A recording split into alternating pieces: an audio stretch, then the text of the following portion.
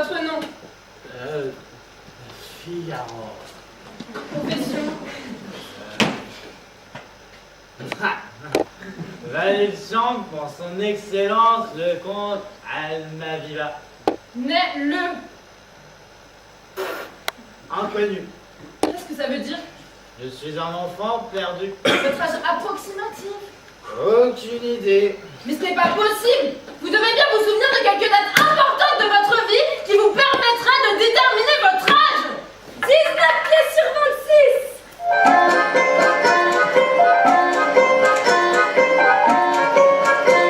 Ah, tiens!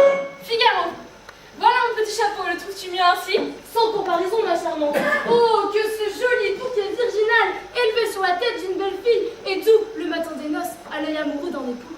Que fais-tu donc là, mon fils? Je regarde, ma chère Suzanne, si ce beau lit que Monseigneur nous donne aura bonne grâce ici. Dans cette chambre? Il nous la cède. Et moi, je n'en veux point. Pourquoi? Je n'en veux point. Mais encore, Elle me déplaît. on dit une raison. Si je n'en veux pas dire! Quand elles sont sûres de nous. Prouver que j'ai raison serait accorder que je puis avoir tort. Tu es mon serviteur ou non? Tu prends de l'humeur contre la chambre du château la plus commode et celle qui tient au milieu des deux appartements. La nuit, si madame a un problème, elle sonnera de son côté. Zeste, en deux pas, tu es chez elle. Monseigneur veut-il quelque chose? Il n'a qu'à tenter du sien, crac. En trois sauts, me voilà rendu. Fort bien. Mais quand il aura teinté le matin pour te donner quelques bonnes et longues commissions, zeste, en deux pas, il est à ma porte. Et crac, en trois sauts! Qu'entends-tu par ces paroles? Tu devras m'écouter tranquillement. Qu'est-ce qu'il y a, bon Dieu? Il y a, mon ami, que, las de courtiser les beautés des environs, Monsieur le comte Almaviva souhaiterait rentrer au château. Mais non chez sa femme. C'est chez la tienne, entends-tu, qu'il a jeté ses vues et auquel il espère que ce logement ne nuira pas. Si c'est que le loyal Basile, honnête agent de ses plaisirs et mon noble maître à chanter me répète chaque jour en me donnant leçon. Basile, oh mon mignon, si jamais de volets de bois vert appliqués sur une échine a dûment redresser la moelle épinière à quelqu'un. Tu croyais, mon garçon, que cette dot que l'on me donne était pour les beaux yeux de ton mérite? J'avais assez fait pour l'espérer. Que les gens d'esprit sont bêtes. On le dit. Mais c'est qu'on ne peut pas le croire. On a tort. Apprends qu'il a destiné de moi à obtenir certains quarts d'heure sur la seule qu'un ancien roi du Seigneur. Tu sais s'il était triste. Je le sais tellement que si Monseigneur le comte, en se mariant, n'eût pas aboli ce droit honteux, jamais je ne t'eusse épousé dans ces domaines. Et qu'est-ce qu'il a détruit sans repas? Et c'est de ta fiancée qu'il souhaite le racheter en secret aujourd'hui. Ma tête s'amollit de surprise. Ne Le frotte front donc. fertilisé. Ne frotte donc point. Tu ris? Friponne. Si l'on donnait un petit bouton, des gens superstitieux diraient.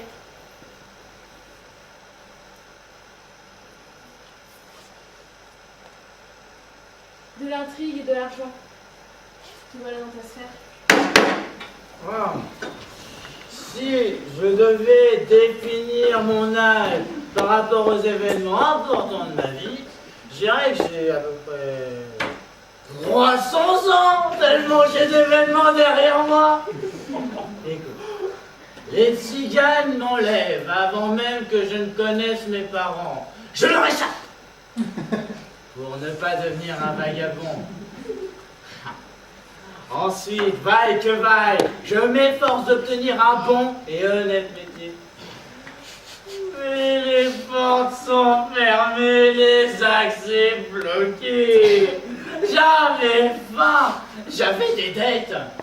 N'a-t-il rien de plus bizarre que ma destinée? Mais, finalement, une porte s'ouvre et je prends tous les métiers pour survivre. Journaliste, représentant, politicien, maire, barbier, maître d'hôtel, maître par ici, valet par là, selon si la bonne fortune me souriait.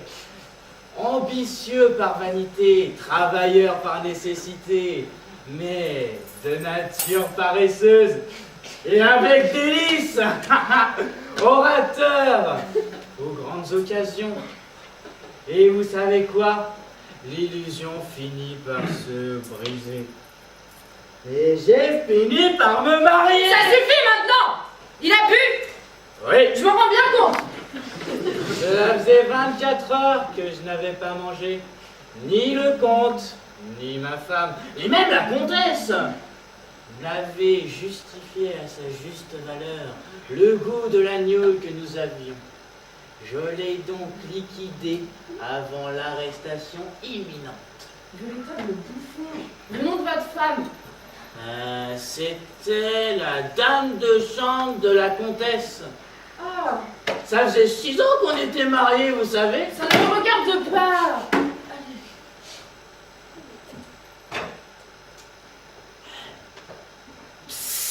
Il n'y aurait pas un de vous qui aurait une cigarette?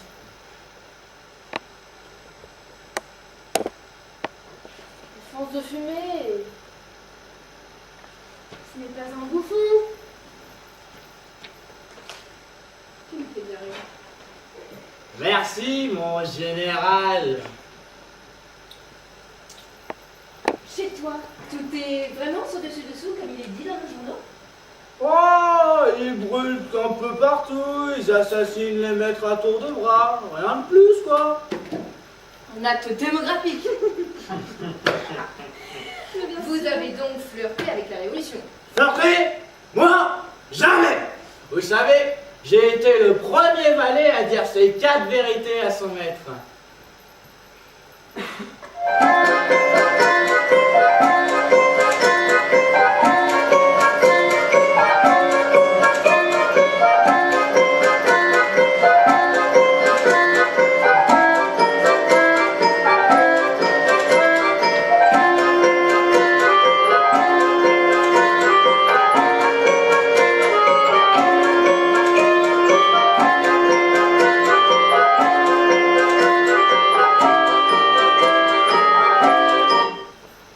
Savoir quelles affaires pour faire arrêter monsieur quand je le fais appeler.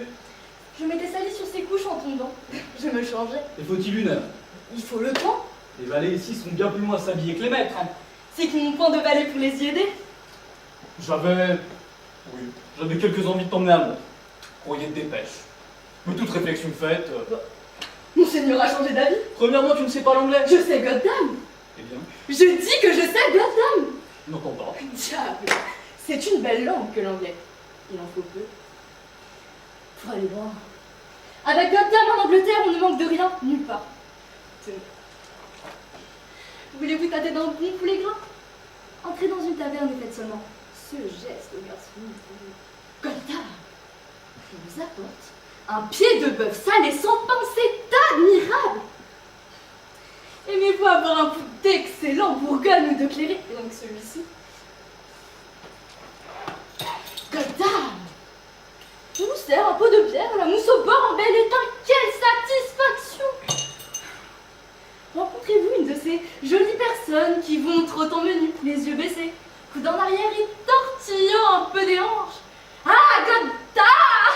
Ah, elle vous sangle un soufflet de crocheteur! Mais, preuve qu'elle entend. À la vérité, les Anglais ajoutent par-ci, par-là, quelques autres mots en conversant, mais... il est bien aisé de voir que goddamn est le fond de la langue. Et si monseigneur n'a pas d'autre motif de me laisser en Espagne... Il veut venir à Londres, elle n'a pas parlé. Il croit que je ne sais rien. Travaillons-le un peu en son genre. Et quel motif avait la comtesse pour me joindre pareil tour? Ma foi, monseigneur, vous le savez mieux que moi. Je la préviens de tout. Je la comble de présents. Ah, vous lui donnez. Vous lui donnez. Mais vous êtes infidèle. C'est-on gré du superflu à qui nous prive du nécessaire? Autrefois, tu me disais tout. Maintenant, je ne vous cache rien. Et combien la comtesse t'a-t-elle donné pour cette belle association? Combien me donnâtes-vous pour la tirer des mains du docteur? Tenez, monseigneur. N'humilions pas un homme qui nous sert bien, crainte d'en faire un mauvais valet. Une réputation détestable. Et si je valais mieux qu'elle? Y a-t-il beaucoup de seigneurs qui puissent en dire autant? 100 fois je t'ai vu marcher à la fortune, et jamais aller droit. Mais que voulez-vous? La foule est là. On se presse. On pousse. On coudoie. Arrive-t-il peu. Le reste est écrasé. Aussi c'est fait pour moi, j'y renonce. Eh, c'est l'intrigue que tu définis. La politique! L'intrigue, bien volontiers, mais comme je les crois un peu germaines, en fasse qui voudra. J'aime mieux mamie au guet, comme dit la chanson du bon roi. J'entends, il me restait Suzanne Madonstreich. Je l'enfile et le paye en sa propre monnaie. Et ainsi, tu espères gagner ton procès contre Marceline. Monseigneur me ferait-il un crime de refuser la main d'une vieille fille quand votre Excellence se permet de nous souffler toutes les jeunes? Au tribunal, le magistrat s'oublie et ne voit plus que l'ordonnance. Indulgent au grand, dur au petit. Crois-tu que je plaisante? Et qui le sait? Tempo galantumo, dit l'italien. Il dit toujours la vérité et lui seul me dira qui me veut du bien ou du mal. Pourquoi n'êtes-vous pas resté chez vous? Puisque vous avez dit ces 4 vérités? En fait, vous avez fui uniquement à cause de votre femme. Peut-être, ouais. Souvent, je me demande pourquoi il existe 2 sortes d'êtres, l'homme et la femme. Demande-le au bon Dieu. Dieu n'existe pas.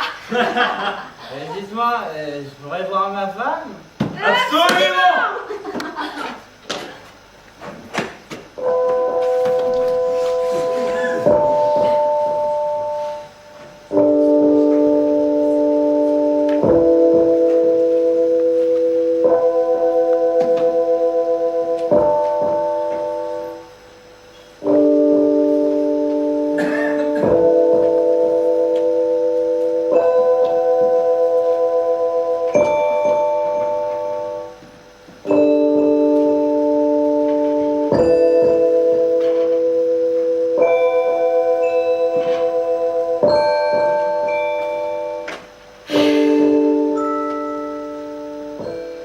Suzanne, il faut que nous parlions sérieusement.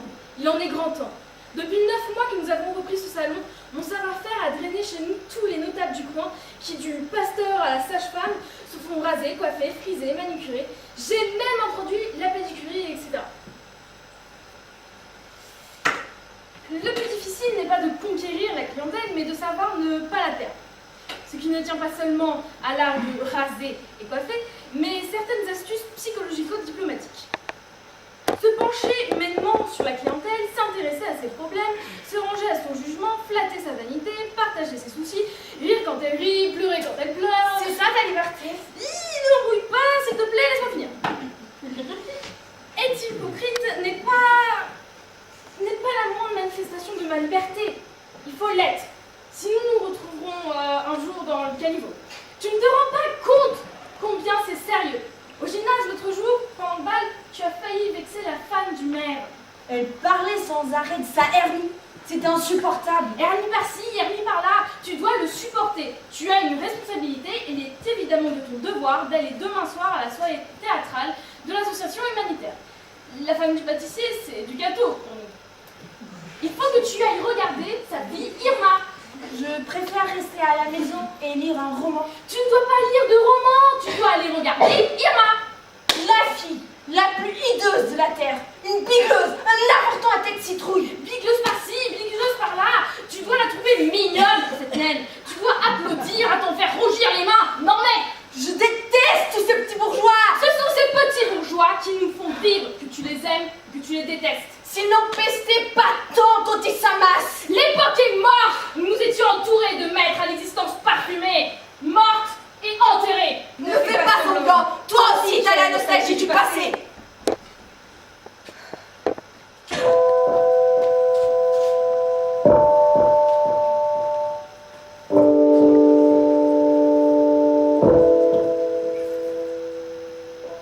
Ah, je n'en peux plus d'entendre ces bêtises. Il y a 3 mois, il a dit « Dans 2 mois, tout sera terminé. » Chou blanc. Il y a 8 semaines, il a dit « Dans 6 semaines, tout sera terminé. » Ah, chou blanc. Il y a 4 semaines, il a dit « Nous fêterons Pâques à la maison. » Et Pâques, c'est demain. Encore chou blanc. Ah, je te le dis, hein, chou blanc sur toute la ligne. La situation se stabilise, tout le monde capitule, nous n'en verrons plus la fin, sinon notre propre fin. Ah. Chou blanc, chou blanc, chou blanc. Le comte est un diplomate avisé. Tu prétends être plus malin. Choisis. Lui ou moi? Ce qui signifie... Suzanne, un monde s'est effondré. La nuit où nous avons passé la frontière en pleine forêt, j'ai tenté de redonner du courage à la comtesse. Je lui ai raconté cette histoire absurde d'un gars revenu de la mort. Je faisais le bouffon. Tu t'en souviens? Or, il m'est apparu clairement que je parlais à des morts en sursis, que je mentais en exaltant la vie devant des condamné. Il aurait été préférable pour le comte et la comtesse de n'avoir jamais été là, de n'avoir jamais passé la frontière, d'avoir été massacrés. Figaro, un monde s'est effondré, un monde vieux. Le comte et la comtesse ne sont plus en vie.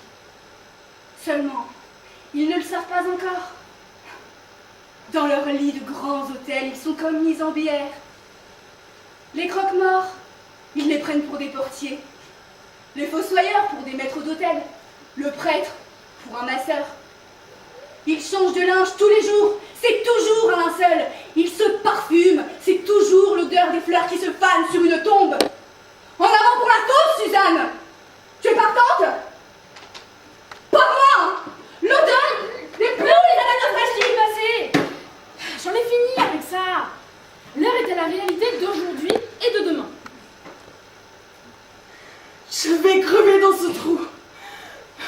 Je ne suis pas née pour coiffer la femme du pâtissier, ni pour trouver charmante des avortons. Moi, qui ai tenu la tête aux plus grandes cantatrices, je ne suis pas née pour boire la bière dont les drogués ont fumé. Moi, du lard, du goûter au champagne, je ne suis pas née pour discuter des hernies dans les réunions de ces dames. Moi, qui fus la confidente d'une comtesse. Si seulement nous étions restés chez les Almaviva. La vie de ces pauvres Almaviva ne doit pas être bien rose. Plus rose que la mienne, en tout cas. N'offense pas Dieu. Parfois, tu parles déjà comme nos clients. Nous faut viser le haut du panier. Sinon, nous perdons pied et nous nous retrouvons par terre. Gros bisbis, c'est la mort. Ce n'est pas ma faute si nous sommes arrivés ici. C'est la faute à qui? C'est la faute à qui? Bien sûr, c'est à moi. C'est à cause de moi et de ma stupide fidélité que nous avons émigré et que maintenant nous sommes dans le pétrin, alors que nous aurions pu rester tranquilles avec l'autre Antonio Pedri de Fourchette. Je serais même passé en dehors du château. Hein? Jean-Brouard les aurait 3 fois par jour avec ça. C'est pas vrai. Je ne te l'ai dit qu'une seule fois. Je l'entends quand tu te tais, je l'entends quand tu regardes par la fenêtre, je l'entends quand tu lis le journal, je l'entends quand tu es couché près de moi. Tu en rêves. Et qu'est-ce que tu entends d'autre?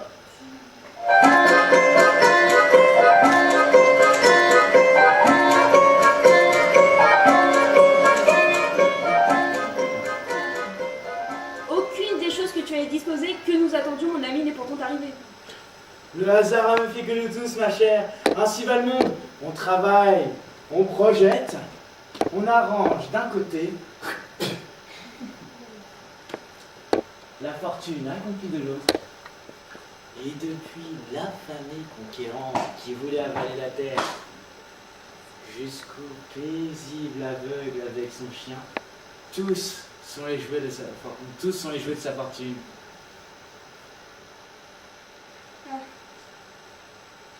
C'est le seul qui m'intéresse. Permets donc que, prenant l'emploi de la folie, je sois le bon petit chien qui le mène à ta jolie, mignonne petite porte. Et nous voilà logés ravis. L'amour et toi. Moi et l'amour. Et vous ne chercherez pas d'autre gîte? Si tu m'y prends, je viens que 1000 millions de galants.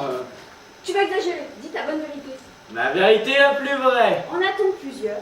Mais, oh que oui! Depuis qu'on a découvert qu'avec le temps, ancienne folie devienne sagesse et que d'anciens petits mensonges assez mal plantés produisent de grosses vérités, on en a 2000 espèces.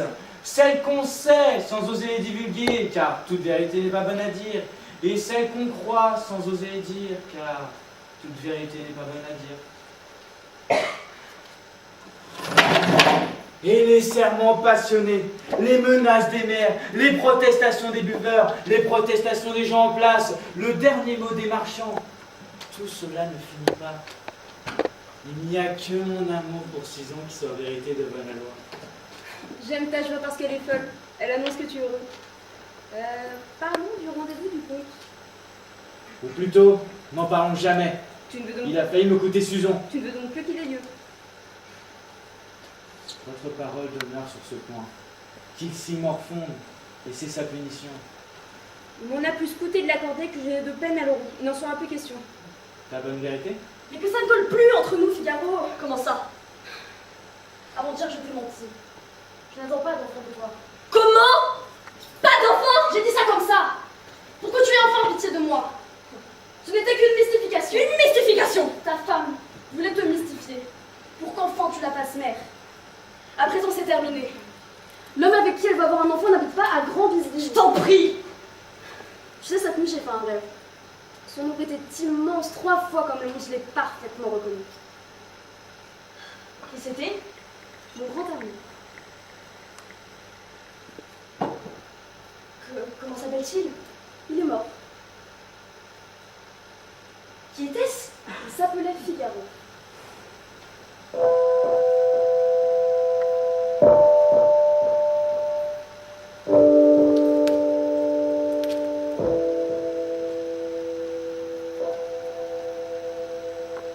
Figaro? Oui.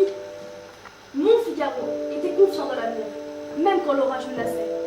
Il courait à la fenêtre quand la foudre tombait, alors que toi, tu ne sors pas sans parapluie, même s'il n'y a que des petits nuages. Mon Figaro, accroupi en prison pour avoir écrit la vérité. Toi, tu n'irais pas ses écrits même en cachette. Mon Figaro fut le premier à dire son fait à un comtal malheureux au sommet de sa puissance. Et toi, tu gardes les formes à Grand Bisbee. Tu es un petit bourgeois. Lui était un citoyen du monde. Il était un homme, alors que tu ne peux pas, après 7 ans de mariage, établir sans autre forme de procès si je suis homme ou non. En revanche, pour moi, il est établi que tu es une menteuse, plutôt qu'une mère. Plutôt femme de chambre que femme d'affaires, toujours à se mirer dans la glace alors que c'est le fils dans la boutique. Vaniteuse, coquette, géniale. Superficielle? Oui. Superficielle! Tu as dit superficielle? Superficielle! Extérieurement et intérieurement, nous savons à quoi nous en venir. Tu l'as su un jour, mais tu as tout oublié. Il y a du monde. Maîtrise-toi!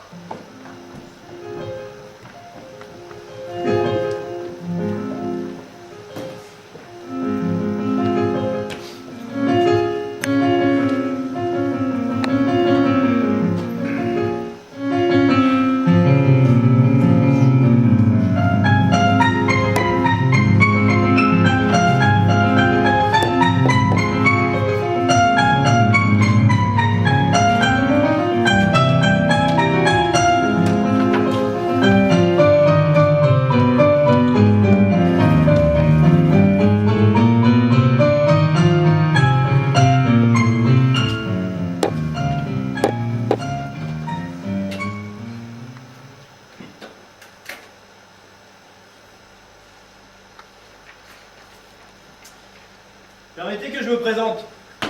Comte Almaviva. Je vous en prie.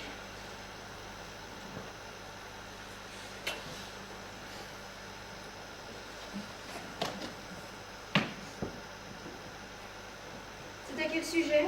Il s'agit de cette jeune fille. C'est-à-dire cette jeune femme. Cela fait 10 ans que je la connais. Pour elle, je mettrai ma main au feu. Je demande pardon, vous êtes qui? Comte Almaviva. Hélas, cela ne me dit rien. Oh, je vous en prie.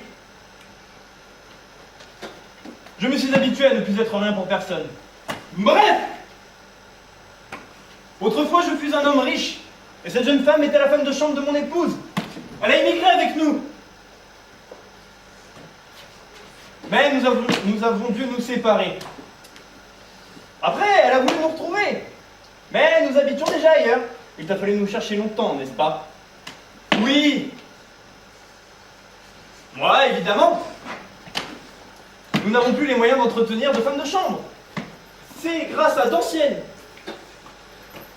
relations que j'ai réussi à procurer à ma protégée une place pas trop mauvaise. Elle est serveuse. Son patron est aussi un ancien immigré. Un certain monsieur de Chirurban, qui fut mon page au temps jadis.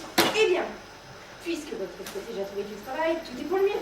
Erreur! Erreur grossière! Car cette jeune femme est apatride.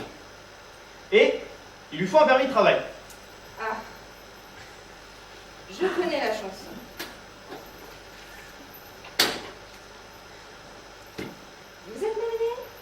divorcé de corps et de biens, Où vit votre ex-mari? à la Mandride. Il l'a quitté!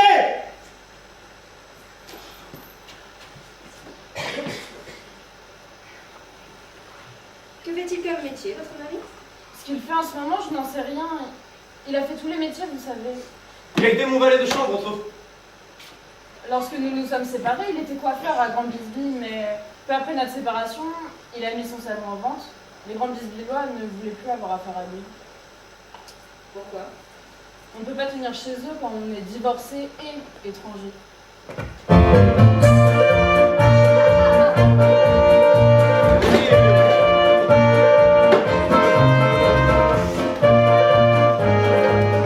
Salut Figaro.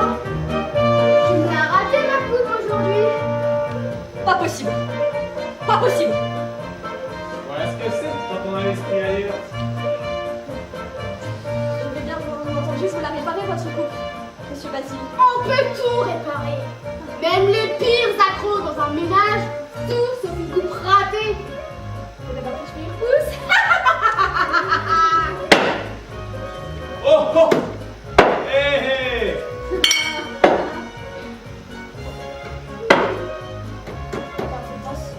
Je viens de rater la coupe. Bon, enfin seul. Vous croyez que le coiffeur était au courant? Au courant de quoi? Moi, si ma femme me faisait cocu, je te la saignerais tout net. Mais avec un étranger comme ce barbier, faut s'attendre à tout. Sa femme le fait cocu, tout et plus. Et lui, il l'emmène au bal.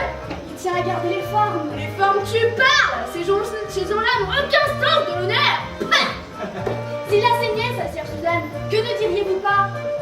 Nous autres, grands Lydia, rien ne nous satisfait. Mais nous aussi, nous avons nos faiblesses, hein.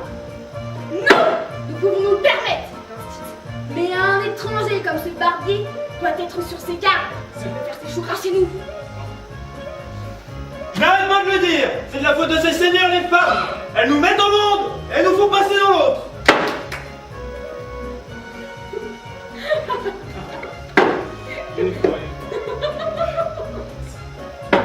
Désolé, je te laisse avec ton épouse. Ces messieurs semblent se raconter des plaisanteries.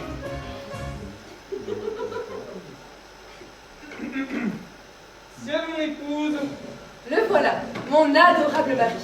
Je le surveille, sinon il peut encore rigoler et faire son attaque. Et moi, j'aurai les pires tracas. Elle commencerait bien la nouvelle année.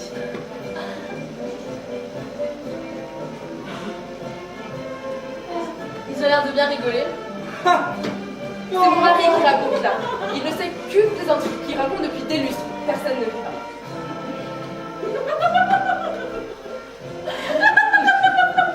Adalbert, tu as fait une plaisanterie et tout le monde a ri?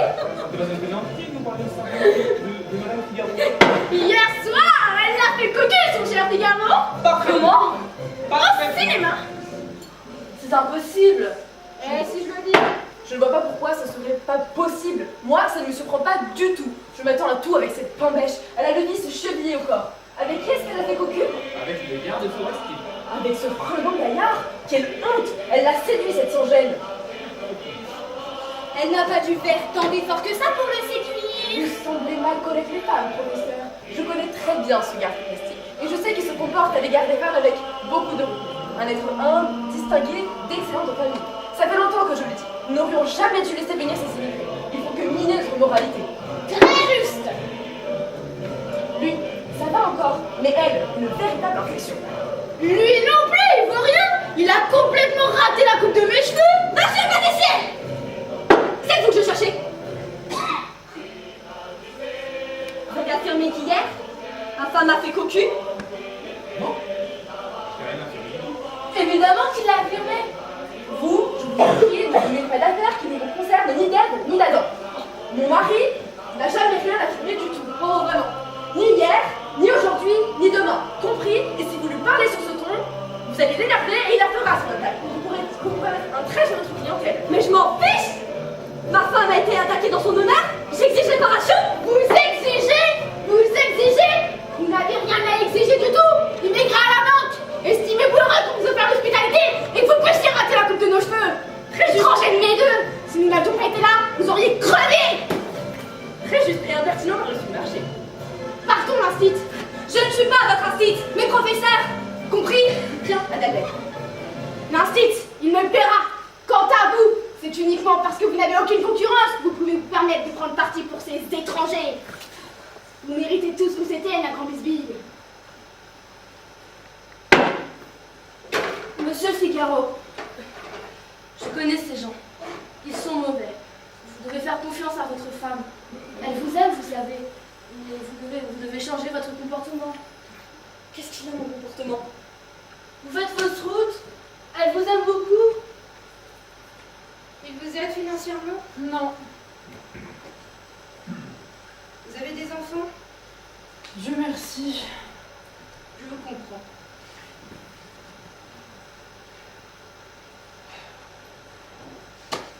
En ce qui concerne son permis de travail, J'espère. Pour une durée indéterminée? Pour une durée indéterminée, il y a des chances de l'obtenir. bravo! Bravo! Souvent, on délivre des permis de travail que pour mieux les retirer.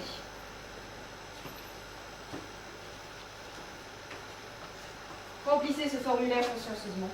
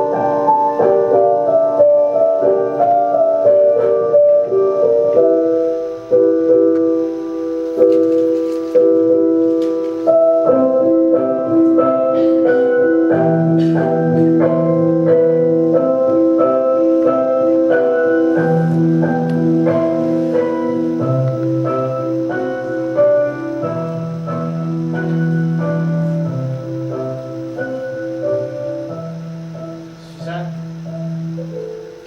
pourquoi n'as-tu pas répondu à mes lettres? J'aurais dû écrire. Excuse-moi, je suis troublé. Je n'arrive pas à réaliser que tu te trouves là, devant moi. Cela faisait des semaines et des semaines que j'attendais ces lettres. Veux-tu que je te la lise cette lettre? Cher Figaro, Je te remercie pour ta lettre. Et me réjouis qu'en ce qui concerne notre divorce, tu te considères comme une des parties fautives. Mais je ne crois pas que tu ailles tourner par la vie. Car tu es la dernière des ordures. Je ne retournerai pas auprès de toi, mon cher Figaro. Car si elle était un jour divorcée, toi restez divorcé. Nous ne sommes pas faits l'un pour l'autre. Ne m'écris plus. Je ne veux jamais te revoir. Je te hais et te méprise. Salutations, Suzanne.